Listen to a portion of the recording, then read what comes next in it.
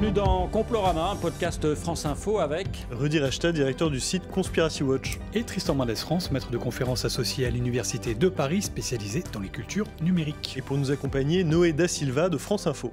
C'est l'histoire d'un président américain qui publie sur son réseau social puis retire une vidéo faite par IA annonçant des medbeds pour tous les Américains.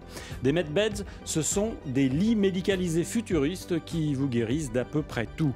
Sauf qu'aucune technologie médicale validée à ce jour ne correspond aux descriptions de ces fameux medbeds.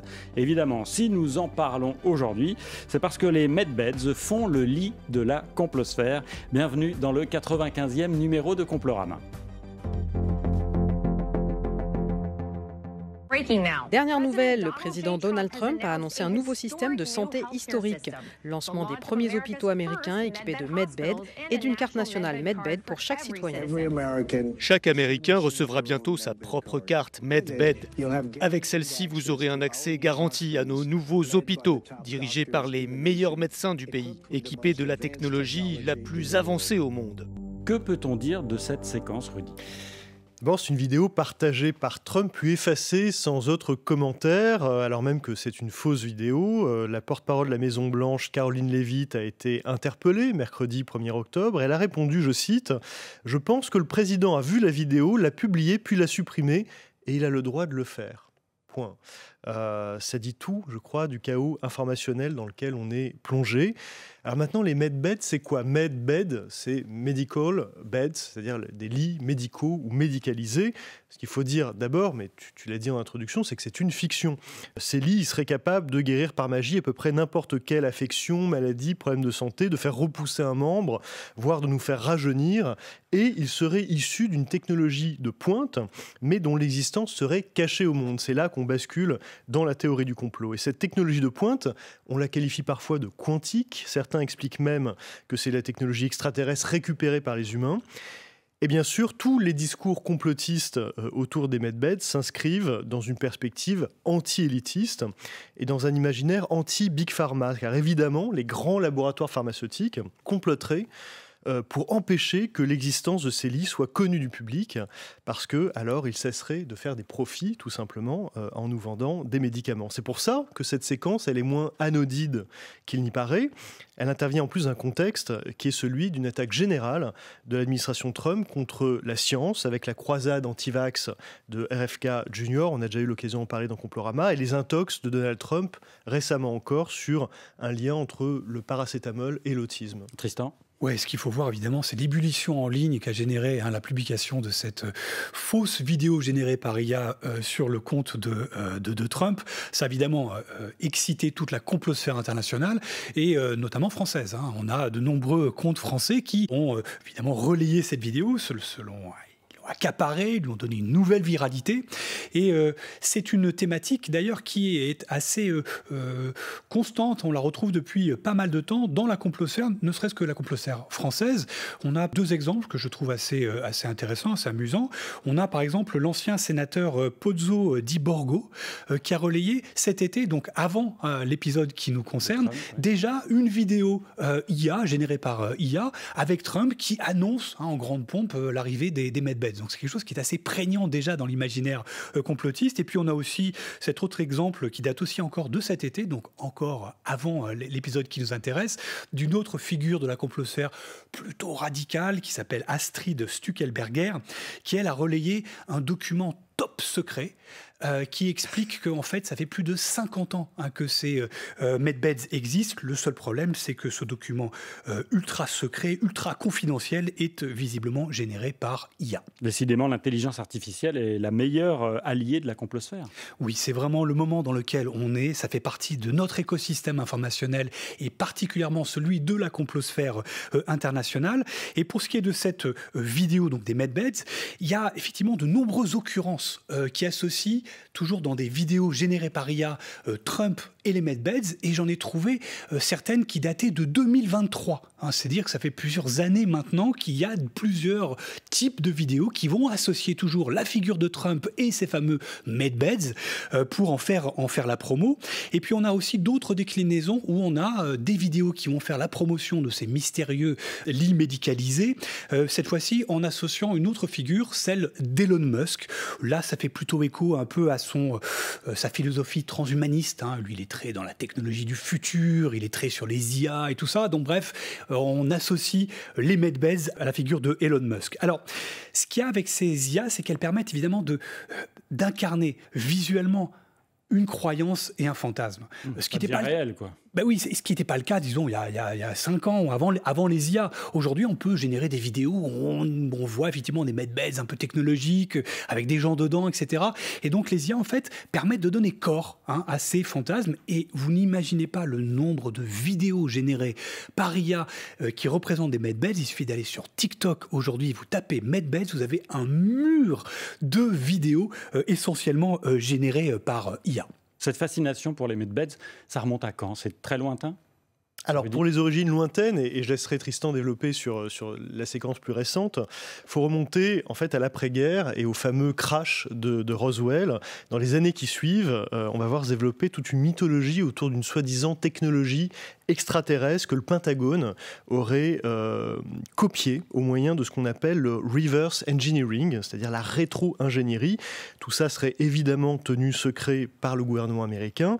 Et la fiction, Hollywood en particulier, c'est largement emparé de ce thème, s'est inspiré de ces fantasmes et nous les a rendus familiers à travers la fiction. Et je dirais que cette croyance dans les medbeds, elle fait aussi fond sur d'autres croyances. Par exemple, l'idée qu'on pourrait faire repousser des membres. C'est une idée qui a été relancée il y a quelques années par l'influenceur crudivoriste, naturopathe et conspirationniste Thierry Casasnovas, ou encore le mythe de la jeunesse éternelle, de la fontaine de jouvence, avec l'idée que ces medbeds pourraient inverser le processus de vieillissement biologique. Oui, alors pour ce qui est de l'origine un peu plus récente de cette excitation autour des medbeds, on trouve une première occurrence en fait autour de 2018. Et il y a une première vidéo qui devient virale et qui est poussée par un média, alors vraiment turbo-conspi, qui s'appelle Super Soldier Talk et qui relaye des contenus liés à l'occultisme, aux aliens, aux santé alternatives et qui lui va être le premier donc à parler des medbeds, mais c'est aussi un compte qui relaye du contenu QAnon. Pourquoi est-ce que je parle des QAnon? Parce qu'évidemment, la QAnon sphère au sens large va être également l'une des principales communautés qui va relayer ce délire complotiste autour des medbeds. Alors juste cette première vidéo qui commence à viraliser en 2018 est relayée sur 4chan, qui est un forum qui a pour seul intérêt, pour ce qui nous intéresse aujourd'hui, d'être le forum sur lequel est apparu le mystérieux Q des QAnon. Donc c'est pas surprenant que ça soit sur 4chan qu'il a commencé à avoir une ébullition autour des medbeds. Et le deuxième moment important, c'est évidemment le moment Covid. Donc on a d'abord les QAnon qui s'en emparent, qui le propulsent, et le Covid qui satellise vraiment les medbeds avec des nouvelles communautés qui viennent s'agréger dans les narratifs, qui sont plutôt covido-sceptiques ou covido complotistes et qui, eux, vont y associer tout un discours anti-science, de discours liés aux santé alternatives et contre le consensus scientifique de façon assez générale. Et tout ça commence à avoir une ébullition sur les plateformes sociales, essentiellement TikTok, je le disais. Et de façon assez globale, on a toujours le même dispositif narratif qui est l'effet d'annonce. Toutes ces communautés vont surtout dire « va arriver ». On est sur le point d'obtenir, va être développé, va être commercialisé les fameux medbeds. Et c'est cette tension, évidemment, qui permet d'agréger l'attention, l'engagement et parfois d'essayer de plumer des pigeons en leur vendant des produits qui ne marchent pas. C'est l'effet d'annonce. Justement, maintenant, approfondissons le rôle du mouvement QAnon sur le thème des medbeds.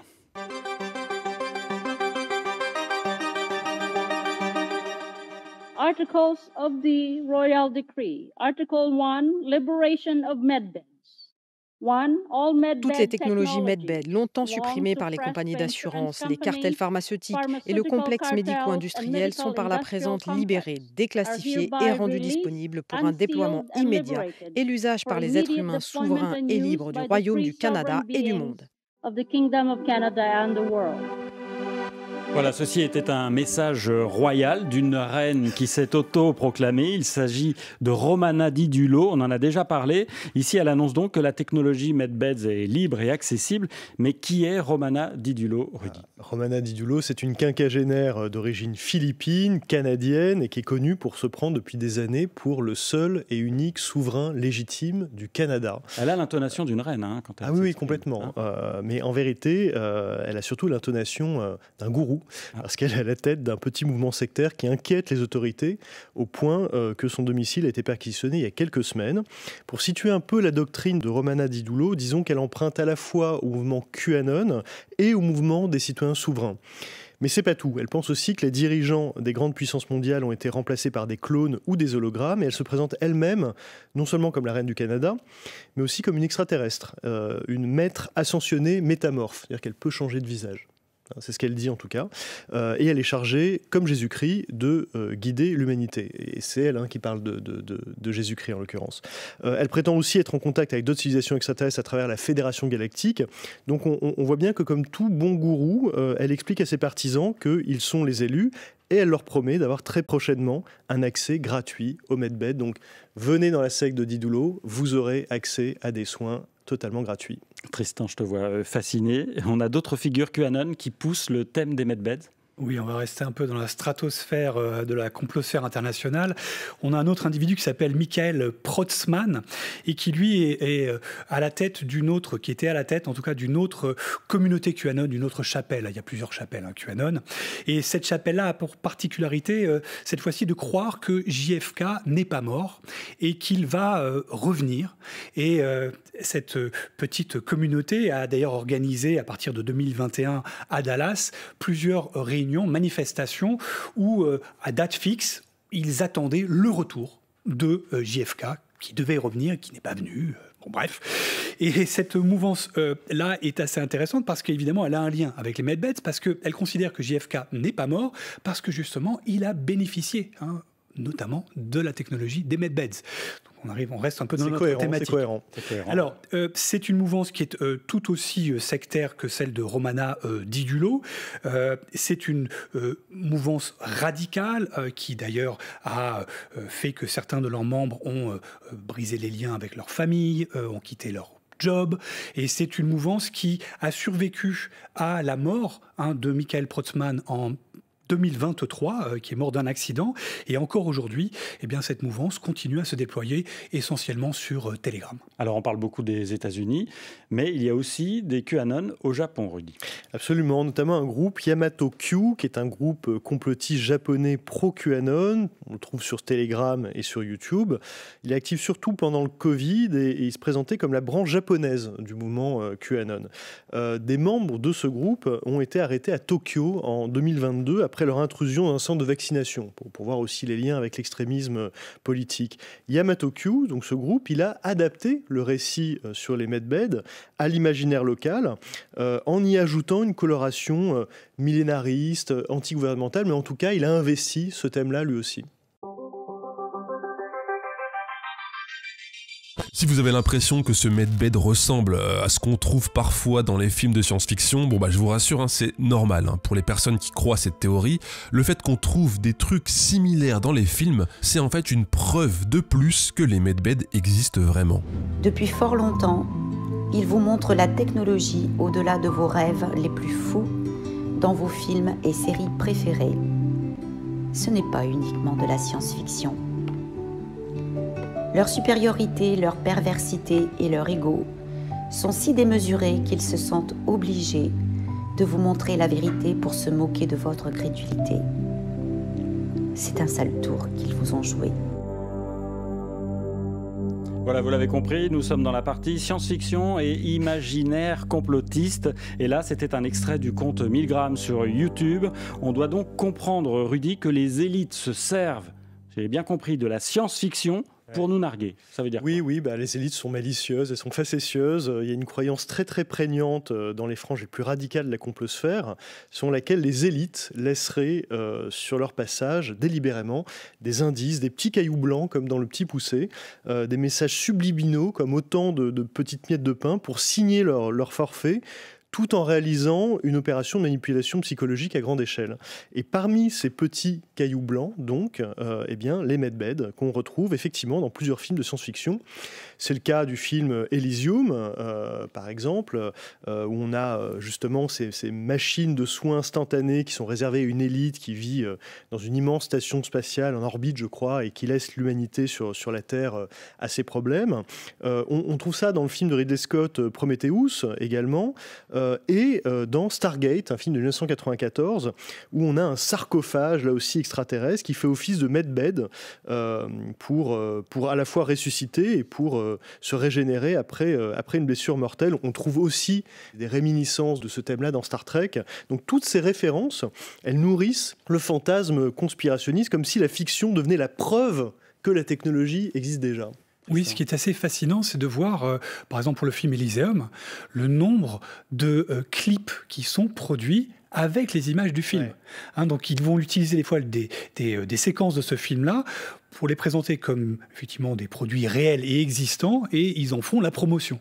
Donc ces films-là, hollywoodiens, sont en fait, malgré eux, le support de la promotion de ces medbeds au sein de la complosphère internationale. Alors qu'habituellement, quand on voit un film de science-fiction, on dit ça n'arrivera jamais, et puis s'il y a des choses qui arrivent, on dit c'est incroyable, ils ont été visionnaires. Là, on a inversé. On dit que ça existe vraiment, certains le savent, et on l'injecte petit à petit dans certains films ou dans certaines séries. Oui, ce qui est assez fascinant, c'est de voir à quel point la complosphère, en fait, des fois, même s'inspire des films de SF. Je veux dire qu'ils vont regarder un film de SF et se dire, tiens, il y a une idée là-dedans qui me parle, qui résonne en moi, et ils vont après l'apprendre, j'allais dire, au premier degré. Donc certains vont lire effectivement les films de SF comme des vraies révélations ou des sujets réels, évidemment qu'on cherche à empaqueter pour essayer de nous embrouiller, pour qu'on ne comprenne pas vraiment que c'est une réalité. Bref, il y a une ambiguïté là-dessus, mais il y a clairement, de la part de la complosphère internationale, une imprégnation de toute cette culture populaire SF pour nourrir leurs propres croyances. On reste sur le compte Milgram et sa vidéo Le lit quantique, vous pouvez retrouver sur YouTube. Il est question maintenant de témoignages de personnes qui croient à ces fameux medbeds. Il y a donc bien des conséquences dans la vie réelle. Je suis par exemple tombé sur ce témoignage d'un paraplégique américain qui espère améliorer son état avec le medbed. Hi, my name is Michael. I have become a quadriplegic in the last year and a half. La vidéo a fait 87 000 vues et il y a 300 commentaires de ce type. J'espère que cet homme sera complètement guéri. Et ce type de croyance peut être délétère, voire dangereuse. La France réagit, Rudy. Oui, alors d'abord, la société civile s'inquiète des dérives liées au medbed depuis au moins 2022. L'UNEDFI, qui est une association de prévention et de lutte contre les dérives sectaires, s'est intéressée à ce sujet-là déjà il y a 3 ans. Et puis la République française aussi s'est intéressée au sujet via la mission interministérielle de vigilance et de lutte contre les dérives sectaires, la MIVILUD, qui a bien identifié ce sujet dans son dernier rapport 2022-2024.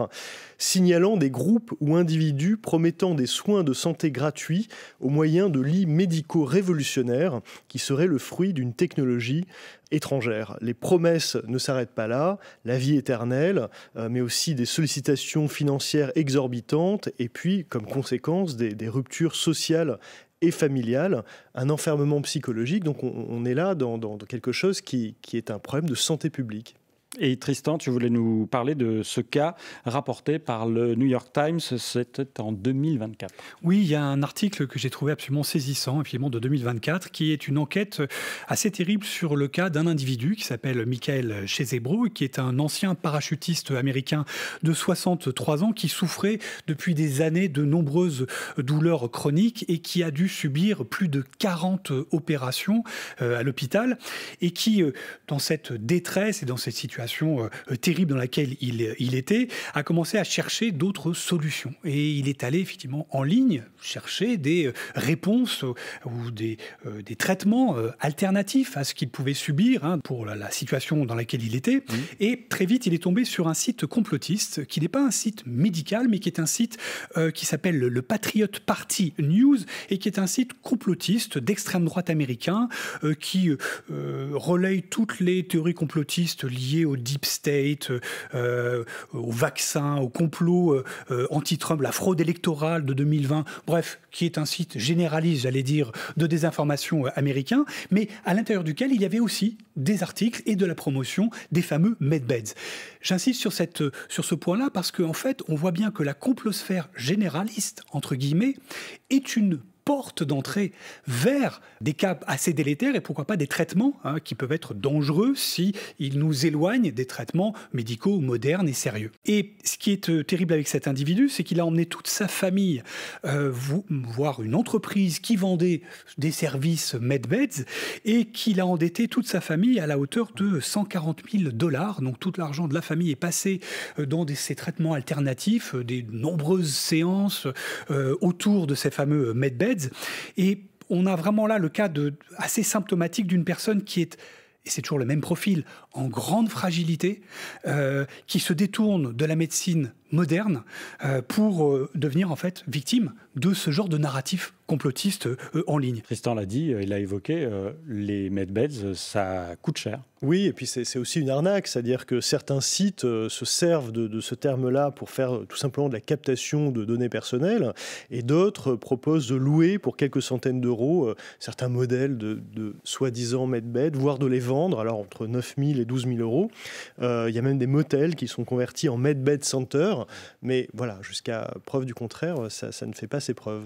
Il y a même certains qui vendent un lit virtuel qui n'existe pas. Absolument. On se met dans son propre lit et on y croit ou on n'y croit pas. Tristan. Oui, c'est un lit holographique, c'est tout l'intérêt. C'est d'ailleurs tout l'objet du test qu'a fait Milgram sur sa chaîne YouTube, où il a pu tester ce fameux lit holographique, c'est-à-dire le lit qui n'existe pas. Et on voit bien qu'il y a quand même tout un business derrière qui vise évidemment les personnes fragiles essentiellement. Et c'est un business qui malheureusement rapporte à ceux qui y sont derrière. Surtout qu'il y a un effet psychologique qui est l'effet placebo, qui fait que quelqu'un qui est réellement malade, parce qu'il croit à l'efficacité de ces medbeds, peut éventuellement guérir ou aller mieux par simple effet placebo. Par conviction. Eh bien justement, maintenant c'est l'heure de la conclusion qui commence. Tristan. Oui, alors je dirais d'abord que cette séquence medbeds est vraiment à la conjonction pour moi de plusieurs phénomènes délétères. On a d'abord, et on en avait parlé un peu au début, le fait qu'elle s'appuie sur des contenus maintenant générés moultement par IA, donc cette folie autour des contenus synthétiques générés par IA. Et puis elle vient croiser évidemment la défiance croissante d'une partie de la complosphère radicale envers tout ce qui est parole d'autorité liée à la santé et au milieu médical dans son ensemble. Et puis tout ça vient s'ajouter à l'arrivée à la tête de la première puissance mondiale d'une équipe de complotistes, Trump et son ministre de la Santé, RFK Jr., qui sont en train de méticuleusement pilonner les fondements à la fois de la recherche scientifique et de la confiance qu'on peut avoir dans la médecine moderne. Rudy. Moi, je crois que c'est un mythe qui surgit vraiment au croisement d'un vieux fantasme et d'une peur. Ce vieux fantasme, c'est le désir que la technologie soit un jour capable de tout soigner, de nous régénérer, nous faire vivre indéfiniment, voire de nous ressusciter, c'est-à-dire de repousser les limites de la mort, à proprement parler. C'est ce qui est à l'œuvre derrière la promesse transhumaniste, par exemple. Et puis, la grande peur, c'est, tu l'as un peu suggéré, Tristan, la défiance à l'égard d'une élite accusée de cacher ses progrès au plus grand nombre, et qu'on retrouve par exemple dans la théorie du complot sur laquelle on nous cacherait l'existence d'un traitement efficace contre le cancer, ou l'existence d'une substance qui nous permettrait de rester toujours jeune. C'est au centre du mythe de l'adrénochrome par exemple, qui est très présent chez les QAnon, ou encore qu'on nous cacherait la possibilité de produire de l'énergie gratuitement, la fameuse énergie libre, tout ça sans aucun coût, toujours pour nous maintenir dans la limite étroite de notre condition et dans la servitude. Et ben on retrouve tout cela derrière le mythe des medbeds, et tout ce qu'on peut faire pour le moment, c'est constater que ces fameux lits médicaux qui guérissent tout n'existent pas, mais que les croyances à leur sujet, elles, sont bien réelles. Merci Tristan Mendes France. Merci à tous. Merci Rudy Reichstadt. Merci Noé da Silva. Sans oublier, il y a du monde en régie pour ce 95e numéro. Raphaël Rasson, Thibaut Germaise, Floriane Bercani et Cyril Balta. C'était donc le 95e numéro de Complorama. Prenez soin de vous.